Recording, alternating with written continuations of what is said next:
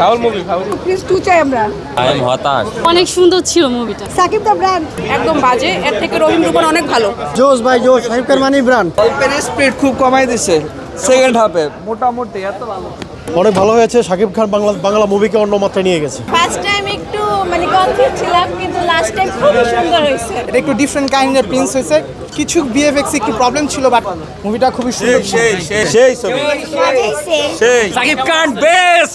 অনেক অসাধারণ। সাকিব মানে ব্র্যান্ড। আমার কাছে তো অ্যাজ অলওয়েজ শাকিব খানকে ভালো লাগে।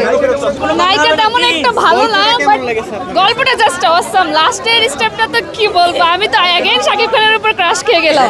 ভালো ছিল, অসাধারণ ছিল, ভালো লাগছে আমার দেখে। শাকিব খানের এইটাই তো এনজয় বেশি করলাম, ছেলেদের মতো যুদ্ধ এনজয় করলাম। অসাধারণ ছিল।